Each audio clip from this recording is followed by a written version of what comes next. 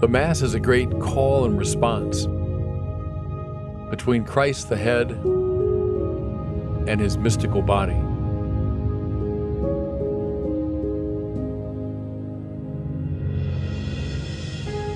As Christians, we are called to relationship with Jesus. There is no more intense, privileged way to relate to him than at the Mass. It's the great prayer, the supreme form of adoration, the ultimate form of play, the way by which we encounter the living God. It's a mystery that puts us into contact with the divine reality. The Mass is not a lecture or a performance that we witness from a distance. That is why we are called to full, active, conscious participation in the Mass.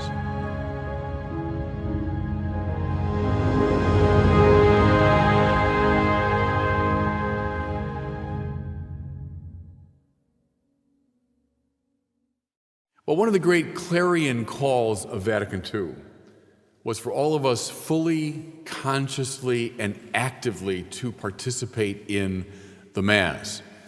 Vatican II also said that the liturgy is the source and the summit of the Christian life. It put a huge premium on the Mass. It wanted more and more of us to be more fully participating in this great prayer. Just recently, I was reading something by a hero of mine, Monsignor Reinhold Hillenbrand, who was a leader in the liturgical movement in the last century. He was giving a talk around the year 1960, and he was bemoaning the fact that only 50 to 60% of Catholics were attending Mass on Sunday. Only 50 to 60%. You know what the figure is now? In the West, in our country, it's maybe 20, 25%. Go to other parts in Europe and Australia, it gets down to 10%, 15%. If you had told the Fathers of Vatican II that in the year 2017, that would be the level of participation in the Mass, Vatican II wants us fully involved and fully understanding, fully participating in the liturgy. But I think, first of all, many have fallen away from it. But secondly, even a lot of Catholics who do come to Mass, I'm increasingly convinced, don't fully appreciate what it is they're participating in. So, my talks today are all about the Mass. In many ways, it's my favorite topic because as a priest, I'm a man of the Mass. When I was rector at Mundelein Seminary outside Chicago, I used to tell the students all the time, you're preparing to become men of the Mass. All that you do comes from the Mass, returns to the Mass, finds its life and energy in the Mass. So it's my favorite topic, and I think if Vatican II is right, it should be the favorite topic of everybody in the Church. Let me begin by invoking a friend of mine, Father John Muir. He's a priest in the Phoenix Diocese, and John was a former student of mine at Mundelein. And John is the best amateur golfer I know. He golfs like 72, 73. And for about 5 years, the week after Christmas, I would go to Phoenix to play golf with John for a week. Well, like all great golfers, he's a terrific putter, right? So one day we're walking up the fairway, and I said to him, John, give me a little help here with reading greens. How do you read a green so well? And he said, well, first look at the mountains. And I just laugh at the mountains. He goes, yeah, putts tend to break away from a mountain. Then he said, read your way in from the mountain till you get to the green, then we'll start reading the green. And I always think of John when I'm approaching a big topic like the Mass. I think first we have to get the big picture. We got to look at the mountains first.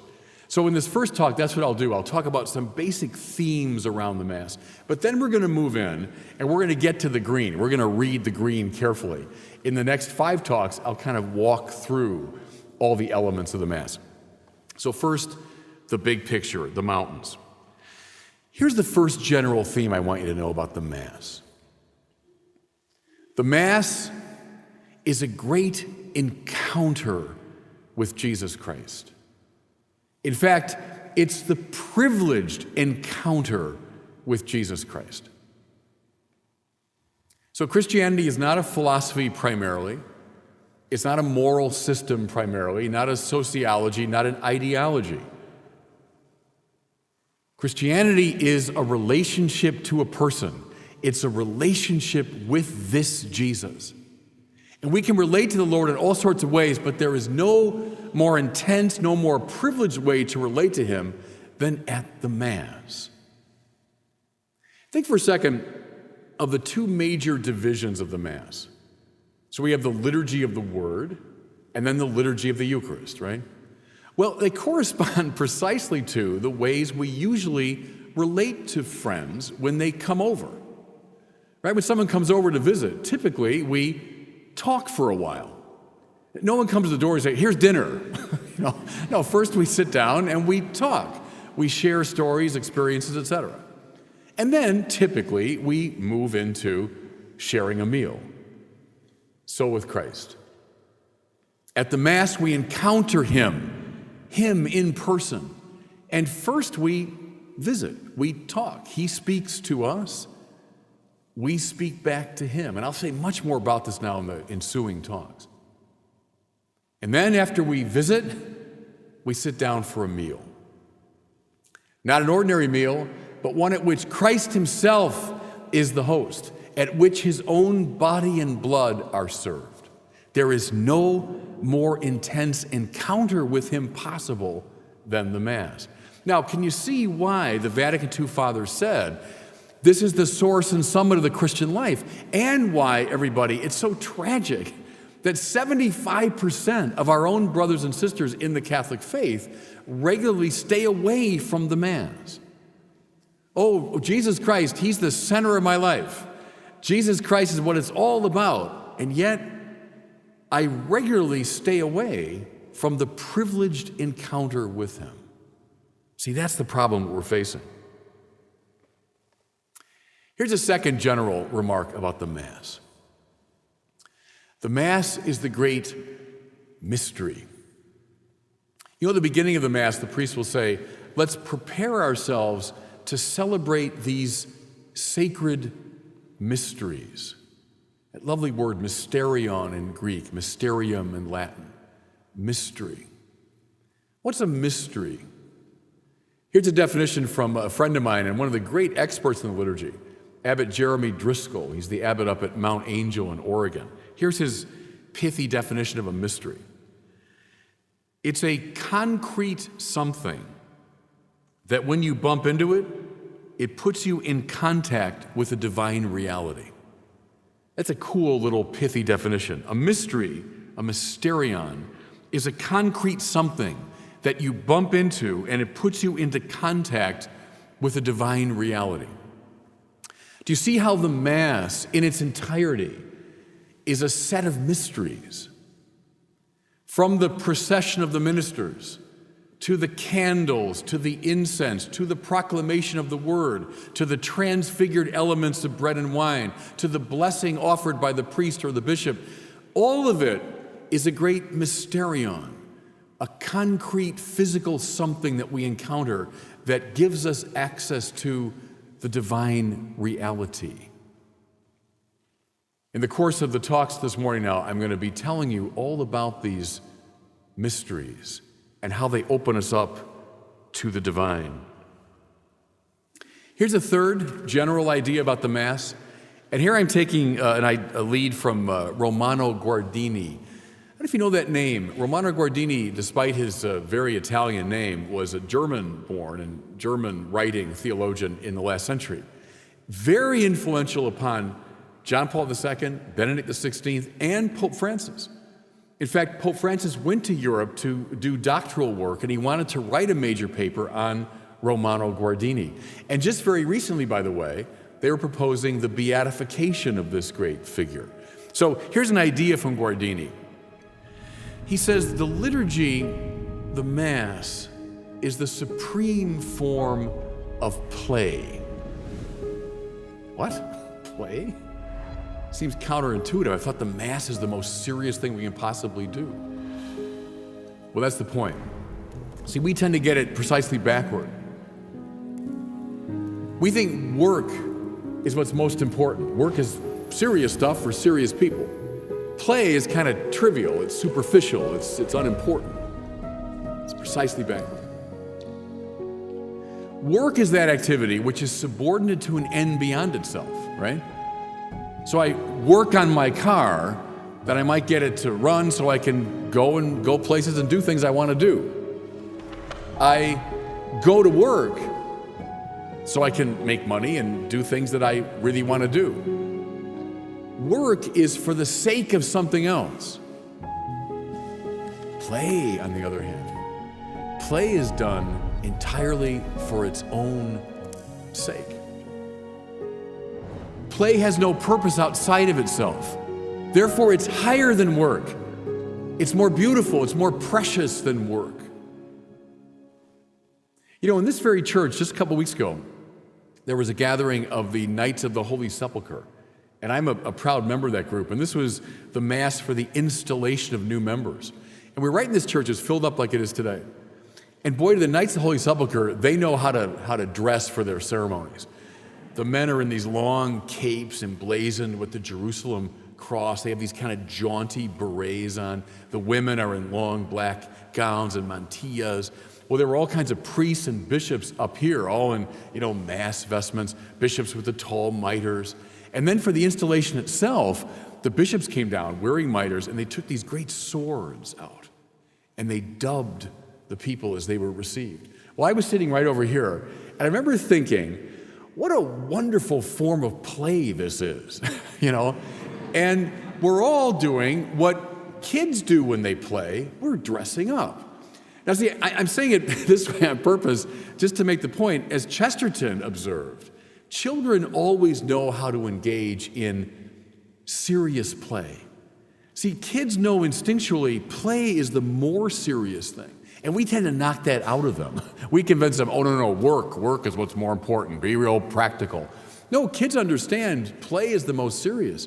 And we tend to dress up when we play.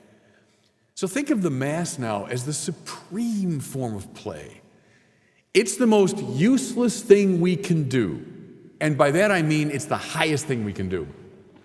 When I used to teach philosophy at the seminary years ago, and I was introducing students to this arcane discipline of philosophy, I would use that line. I'd say, gentlemen, we're about to engage in the most useless study that we can. And they would do just what you did. They would laugh, and I'd say, no, I mean that is the highest praise. That's why, for example, we refer to philosophy as one of the liberal arts, just like literature and so on. Liberal, well, liber in Latin means free, right? What are they free from? They're free from utility. They're free from practicality. They're done for their own sake, like watching a baseball game, like engaging in a philosophical conversation. Those are forms of play. The Mass is the supreme form of play. By the way, it's what we will do forever in heaven. Now, I know, if you've been to some bad liturgies, that can be a little depressing, So I get that. But see, in principle, that's what heaven is. It's a place of utter uselessness because we'll be in the presence of the supreme good. Mass, in its playful uselessness, is a great anticipation of heaven. Here's a fourth general theme. The Mass is the supreme moment of worship. And brothers and sisters, this is such an important point, I think. I think it's one of the best ways to read the whole Bible. The Bible is about right and wrong forms of worship. Now, here's what I mean. Go back to the very beginning of the Bible. Go back to the book of Genesis. As God brings forth creation in that beautiful poetic text, let there be light, and there was light. And let the earth be formed, and so it was. And let the earth be filled with animals and plants of every kind, and let it be filled with things that crawl upon the earth, right? And then evening came, morning followed the first day. Evening came, morning followed the second day. Notice, please, this stately procession of elements coming forth from God. What does that remind you of? See, we Catholics are kind of clued into that. It's a bit like a liturgy, isn't it? Like a liturgical procession, the elements coming forth. Now, very important. What shouldn't we do with these things? Now think of sun and moon and planet, the earth, the mountains, animals. We shouldn't worship them, right? And in the ancient world, at one time or another, all those things were worshiped. The author of Genesis is saying, don't worship them. They're creatures. But, precisely because they come forth in this orderly liturgical way, we understand their purpose. They are meant to turn toward the Creator in right praise. Now, who comes at the end of a liturgical procession? The one who will lead the praise, right? So all the ministers come in. Imagine with the servers and the ministers and the lector and the incense bearer and so on, all coming forth. Who comes at the end but the priest or the bishop who will lead the praise? Who comes at the end of the great procession of creation but human beings? Now we get it.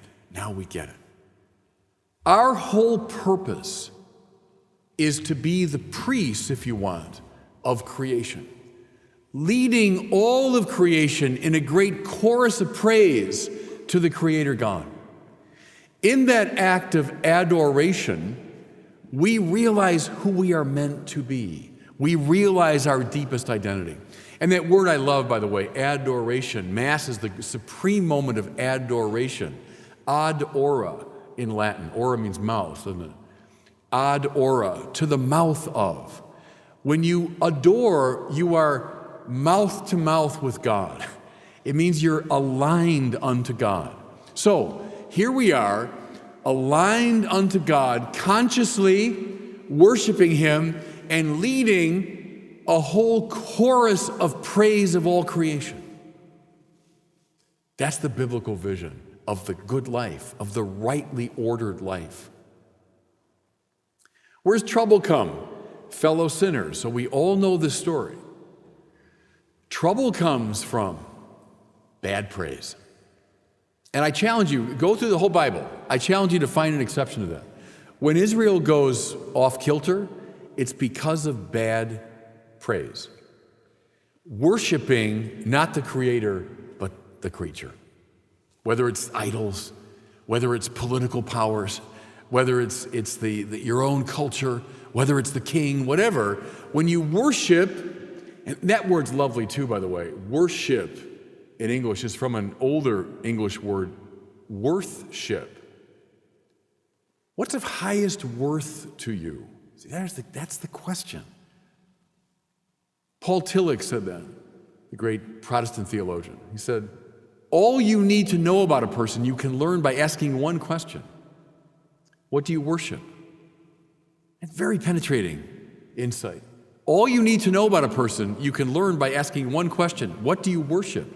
Because what's of highest value to you will now become the ordering principle of your whole life, right? Human beings are meant to worship God. And in that process, draw all of creation into this great chorus of praise. Now, the Mass. And I'll talk about it in much more detail as we go. But the Mass is the moment when we are most ourselves. Because we've gathered in adoration, ad ora, mouth to mouth, worshiping, giving highest praise to God. And that's why there's a cosmic element to every Mass. Read Joseph Ratzinger on this. Over and over again, he stresses the cosmic dimension of the Mass. That's why if you go to the great Gothic cathedrals, you'll find they're covered inside and out with symbols of nature, of planets and animals and the stars. Right. As we give right praise to God, we're leading all of creation to a great chorus of praise. That's what's happening at Mass. And that's why at Mass, we are most ourselves. Now, listen, this is happening at 6:30 Mass on Tuesday morning, right? All this grand language, but that's the wonder of it. As even 10 people gather 6:30 Mass on a Tuesday morning, that's what's happening. I love that line from Thomas Merton when he went to the Abbey of Gethsemane as a young man, just to go on retreat. And he's being drawn into the Catholic world.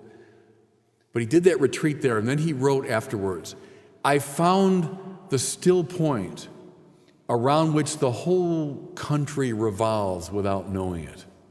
Beautiful. See, what he had found was the liturgy. He'd found the Mass. Adoration, right praise. Here's something, and I'll say more about it as we go, too. The link to heaven. Do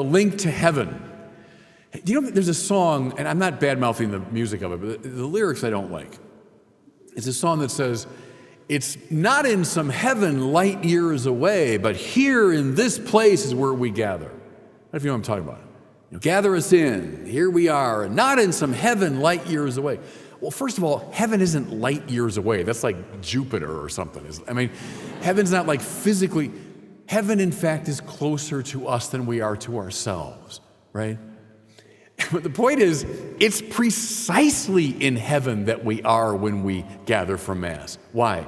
Because our praise here below is meant to participate in and echo the eternal praise of the saints and angels in heaven. May our voices be one with theirs, we say later in the Mass, right? At the Holy, Holy. Well, who are we talking about there? But the angels. See, gathered in adoration, rightly ordered, may our praise here below echo and participate in theirs. The Mass lifts us up to heaven. And again, I'll say more about it as we go. It's so important, and this is Vatican II was so insistent upon this, that the Mass is not like a lecture or a performance, right? That we come to witness from a distance. It's this great prayer by which we are rightly ordered unto God. There's your full, conscious, and active participation in it. How about just one more general idea? The Mass is a great call and response between Christ the head and the members of his mystical body. Let me just say that again, because I'll come back to this theme a lot. The Mass is a great call and response between Christ the head and the members of his mystical body. Read the great Song of Songs in the Old Testament, which is a beautiful love poem. It's like two kids in love. And they spend the whole poem calling out to each other. Well, of course, the mystics of our tradition have seen that as a symbol of our love affair with God. So think of the Mass now as not just something set up here that I guess we respond to it. What's said up here, what's said by the priest or the bishop, is meant to be the call of Christ. Our response is the response of his mystical body, so that we come together. See, we're most ourselves, watch now, when we are gathered together as members of his mystical body, ordered to God in right praise. Does that make sense? And the Mass is what affects that. The Mass is what affects that moment, which is why it's the source and summit of the Christian life, and why we're meant fully, consciously, and actively to participate in it.